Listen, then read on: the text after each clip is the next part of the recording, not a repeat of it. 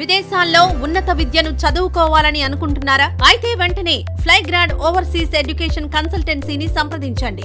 మీ విదేశీ కలలను సాకారం చేసుకోండి. ఫ్లైగ్రాడ్. आशीष जी, सुप्रीम कोर्ट ने 50% ही रखना बोल के नहीं बोले। जब आपके ने डेटा नहीं है,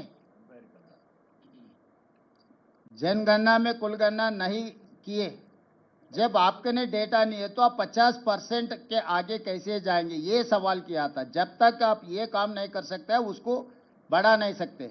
ईडब्ल्यूएस में 10% बढ़ा दिया, अभी 50% होके 60% हो गए।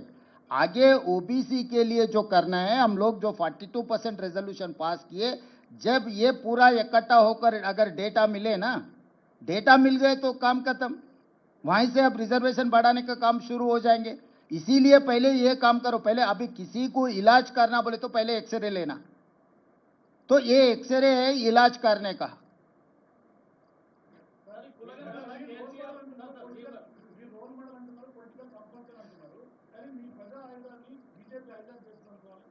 దేశ ప్రజలకు ఉపయోగపడ్డప్పుడు ఎవరు మమ్మల్ని ఆదర్శంగా తీసుకున్నా మాకేం అభ్యంతరం లేదు.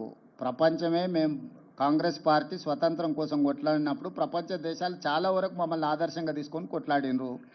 మహాత్మా గాంధీ కాంగ్రెస్ పార్టీ ప్రెసిడెంటు, శాంతి ద్వారానే ఒక పెద్ద యుద్ధాన్ని గెలిచిండు. హింస లేకుండా యుద్ధాన్ని గెలవడం ప్రపంచంలో ఎవరైనా సాధించిందా? మహాత్మా గాంధీ గారు హింస అనేదే లేకుండా ఒక యుద్ధాన్ని గెలిచి ఒక దేశాన్ని స్వతంత్రం ఇచ్చిండు. ప్రపంచమంతా దాన్ని, నేను నిన్నగా మొన్న జపాన్ పైన హిరోషిమా నగరంలో మహాత్మా గాంధీ గారి ఎక్కడైతే న్యూక్లియర్ బాంబు ప్రయోగించిందో అక్కడనే మహాత్మా గాంధీ గారి స్టాచ్యూ పెట్టుకొని వారిని ఆదర్శంగా తీసుకొని, జపాన్ దేశానికి సైన్యమే లేదు తెలుసు కదా, శాంతి ద్వారా ప్రపంచాన్ని జయించవచ్చని గాంధీజీని ఆదర్శంగా తీసుకుంటే గొప్పగా అనుకోవాలి తప్ప దాన్ని తప్పుగా ఎందుకు అనుకుంటాము? ఈరోజు రాహుల్ గాంధీని నరేంద్ర మోడీ గారు ఆదర్శంగా తీసుకుంటే అది ఒక గొప్ప విషయము. మహాత్మా గాంధీ అయినా రాహుల్ గాంధీ అయినా ఈ దేశ ప్రజలకు ఏం కావాలనో ముందుగానే ఆలోచన చేసి దాన్ని అమలు చేయడానికి సర్వం ఒడ్డుతారు. ఎవరైనా ఆ దారిని ఎన్నుకోవాల్సింది ఒక రోజు ముందు ఒక రోజు వెనకాల. కాబట్టి రాహుల్ గాంధీ గారి దారిని నరేంద్ర మోడీ గారు వారు పాటిస్తున్నారు అని అంటే అది మంచిదే కదా.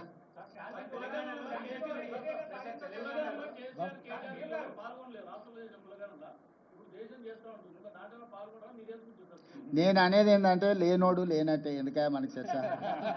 వెనకటికి ఆయన ఒకటి చేసినప్పుడు చెప్పిండు కదా, ఉన్నోడే ఉన్నట్టు లేనోడు పోయినట్టు అని చెప్పిండా. సమగ్ర కుటుంబ సర్వే చేసినప్పుడు నమోదు చేయించుకున్నోడే ఉన్నట్టు, నమోదు చేయించుకోకపోతే పోయినట్టు అని వారు అన్నారు కదా. వారికి స్పష్టత ఉంది, కొండలు నీకెందుకు లేదు?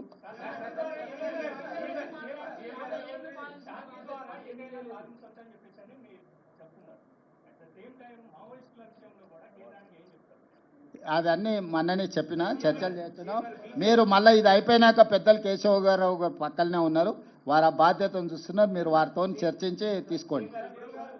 కానీ ఎక్కడైనా మా ప్రభుత్వము మా పార్టీ హింసకు వ్యతిరేకము.